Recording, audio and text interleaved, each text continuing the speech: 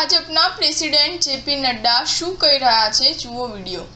कांग्रेस और इंडी गठबंधन का हिडन एजेंडा, छुपा हुआ एजेंडा है कि एससी, एसटी और ओबीसी का हक छीनकर मुस्लिमों को देना। कांग्रेस कहती है कि देश के संसाधनों पर पहला हक मुसलमानों का है, जबकि प्रधानमंत्री श्री नरेंद्र मोदी जी कहते हैं कि देश के संसाधनों पर पहला हक गरीबों का है। दिसंबर 2006 को नेशनल डेवलपमेंट काउंसिल को संबोधित करते हुए प्रधानमंत्री मनमोहन सिंह ने कहा था, और मैं याद दिलाना चाहता हूं कि we will have to devise innovative plans to ensure that minorities, particularly the Muslim minority, are empowered to share equitably in the fruits of development. They must have the first claim on resources. Manmohan Singh ji ने यह बयान गलती से नहीं दिया था, बल्कि जानबूझकर दिया था, क्योंकि अप्रैल 2009 में फिर से मनमोहन सिंह ने मुंबई में प्रेस कॉन्फ्रेंस के दौरान एक प्रश्न के जवाब देते हुए फिर अपने बयान को सही ठहराया और कहा कि माइनॉरिटीज का, खासकर मुस्लिमों को प्रायोरिटी मिलनी चाहिए और उनको संसाधनों, देश के संसाधनों पर पहला हक होना चाहिए। सच्चर कमेटी की रिपोर्ट के माध्यम से गलत बयानी की गई और मुसलमानों की हालत दलितों से भी खराब है, यह कहा गया।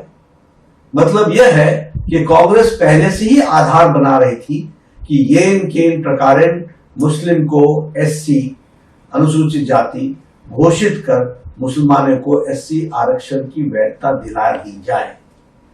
कांग्रेस की एससी, एसटी और ओबीसी के अधिकारों पर डाका डालने की यह आदत बहुत पुरानी है।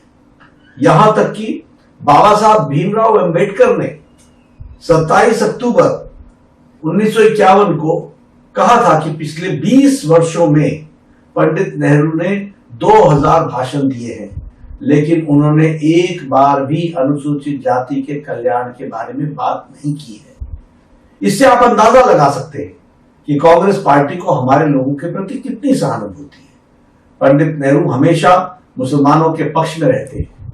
मैं नहीं चाहता कि मुसलमानों की उपेक्षा हो, कदापि हम नहीं चाहते कि मुसलमानों की अपेक्षा हो, लेकिन मैं यह जरूर चाहता हूं कि मुसलमानों को अन्य समुदायों की कीमत पर अनुचित लाभ नहीं उठाना चाहिए। जिन्हें अधिक सुरक्षा की आवश्यकता है उन्हें ही लाभ मिलना चाहिए। कांग्रेस ने राष्ट्रीय धार्मिक और भाषाई अल्पसंख्यक आयोग का गठन कर यह साजिश रची कि मुसलमानों में भी जाति है, इसलिए उनमें भी एससी माना जाए और एससी लिस्ट में आरक्षण दिया जाए। कोई एससी अगर धर्म बदलकर मुसलमान बनता है तो उसका एससी दर्जा बना रहे, साथ ही ओबीसी के 27% से 6% काट कर मुसलमानों को आरक्षण दिया जाए। कांग्रेस ने कोर्ट के कानून को बदलकर एएमयू, जामिया मिलिया जैसे संस्थानों में एससी, एसटी, ओबीसी रिजर्वेशन को खत्म किया। 1981 में कांग्रेस ने एससी, एसटी और ओबीसी के रिजर्वेशन को छीनने के लिए अलग एएमयू अमेंडमेंट एक्ट 1981 लाकर कोर्ट के फैसले को बदल दिया। कांग्रेस सभी जातियों को ओबीसी यानी सामाजिक और शैक्षणिक रूप से पिछड़ा बता रही है। कांग्रेस ने आंध्र प्रदेश में 4 बार मुस्लिम रिजर्वेशन को इंप्लीमेंट करने की कोशिश की। सुप्रीम कोर्ट के इंटरवेंशन के कारण कांग्रेस सरकार इसे लागू नहीं कर पाई। 2009 में लोकसभा इलेक्शन में अपने मैनिफेस्टो को कांग्रेस ने जॉब और एजुकेशन में मुसलमानों को नेशन वाइड रिजर्वेशन देने की प्रॉमिस किया था। कांग्रेस चाहती थी कि ओबीसी रिजर्वेशन के अंदर मुस्लिम के लिए अलग से सब कोटा हो।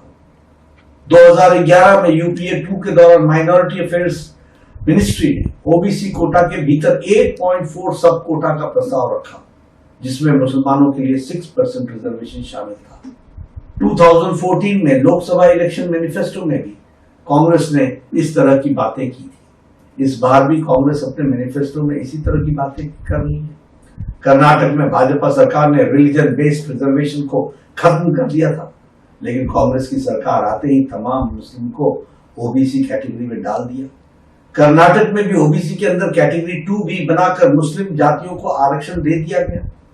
कांग्रेस ने अपने मैनिफेस्टो में कहा है कि देश के बहुसंख्यकवाद की कोई जगह नहीं है, मतलब उन्होंने SC, ST, OBC से सख्त नफरत है, क्योंकि देश में बहुसंख्यक आबादी इन्हीं गरीब लोगों की है, इन्हीं वर्गों की है।